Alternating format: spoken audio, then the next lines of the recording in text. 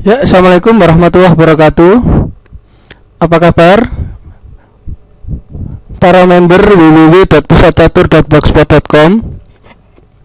Kali ini saya akan memberikan bonus video tutorial, yaitu teknik membongkar sayap raja dengan pengorbanan gajah pada petak H6.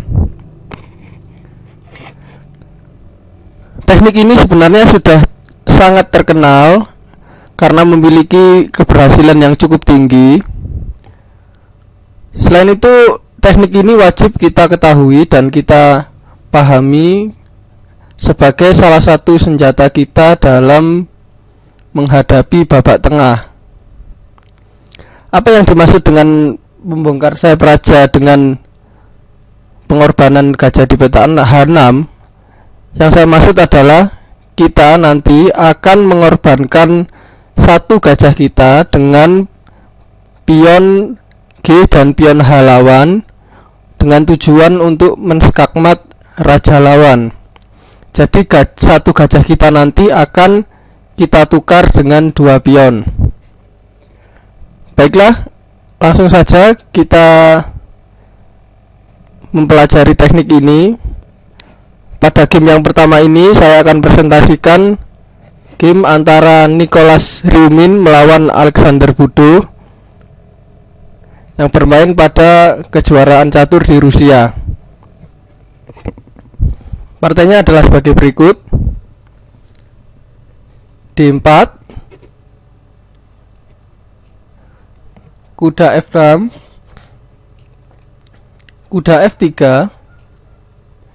E6, E3, D5.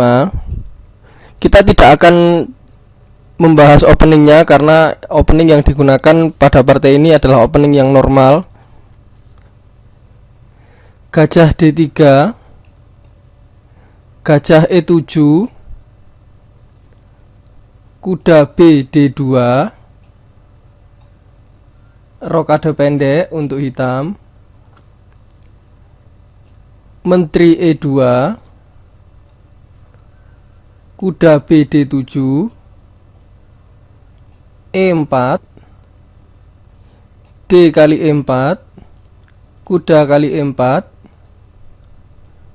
kuda kali E4, menteri kali E4, kuda F6 karena menteri mengancam mat di petak H6, menteri H4 dan C5, D kali C5, gajah kali C5, rokade pendek untuk putih, dan H6. Ya, inilah posisi awal yang menandakan bahwa kita dapat melakukan teknik yaitu pengorbanan pada petak H6. Ciri-cirinya adalah bahwa gajah dan menteri kita sama-sama mengancam pion yang ada di H6. Posisi dari gajah kita tidak harus di C1 ataupun di menteri kita di H4, biasanya juga gajah kita berada di E3 dan disusul oleh menteri yang posisinya ada di petak D2 seperti ini. Jadi intinya bahwa menteri dan gajah kita mengancam pion di petak H6. Dalam posisi ini kita tidak perlu khawatir untuk mengorbankan gajah kita dengan ditukar dua pion, karena posisi yang kita dapatkan akan jauh lebih unggul. Jadi dalam posisi seperti ini kita korbankan gajah kita di H6 dengan memakan gajah kali H6. Hitam memakan kembali dengan pion G dan kita memakan kembali dengan pion H. Ya. Dalam posisi seperti ini, kita menukar satu gajah kita dengan dua pion. Seperti kita ketahui, satu pion bernilai 1 dan satu gajah bernilai 3, jadi 3 dibanding 2. Jika dihitung secara materi, memang putih kalah materi, tetapi dalam posisi seperti ini banyak keuntungan yang bisa didapat oleh putih. Antara lain adalah menteri kita yang sangat aktif di petak H6 karena mengurung posisi daripada raja. Yang kedua adalah gajah kita sangat aktif sekali mengontrol diagonal D3 H7 untuk melancarkan skakmat di petak H7 bersama dengan menteri. Dan jika kuda ini dapat disingkirkan atau dapat dieliminasi, maka kita dapat melancarkan skakmat di petak H7.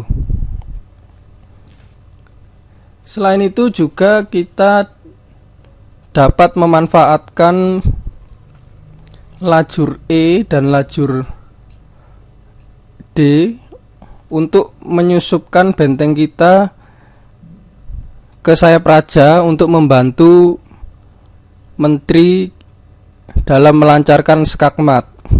Jadi benteng ini dapat kita manuver atau kita alihkan ke sayap raja dengan beberapa manuver seperti ini.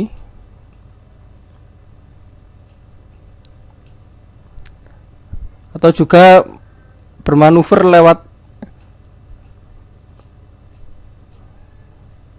lajur D, yang intinya adalah membantu menteri untuk melancarkan skakmat di H8 ataupun H7, ataupun juga melancarkan skakmat di petak G atau petak H. Jadi sangat banyak sekali keuntungan kita dengan menukar gajah kita dengan dua pion dari hitam.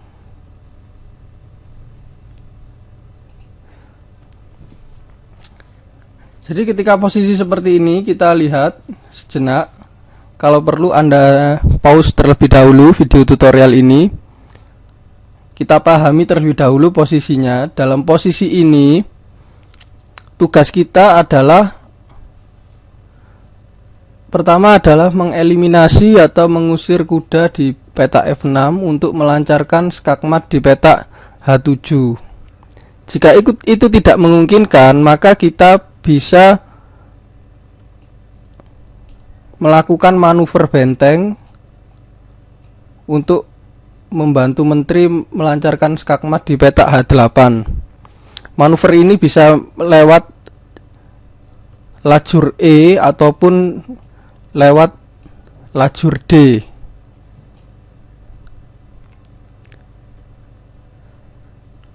Baik, dalam posisi seperti ini,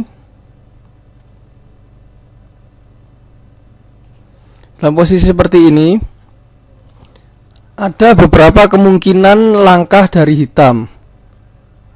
Untuk menyusun sebuah pertahanan.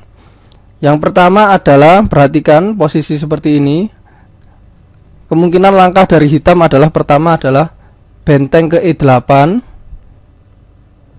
Yang kedua adalah gajah ke D6. Yang ketiga adalah menteri ke E7. Dan yang kelima adalah pion ke E5, melangkah ke petak E5.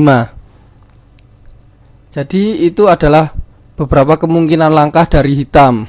Kita akan pelajari satu persatu. Jika benteng dalam posisi ini bergerak ke E8,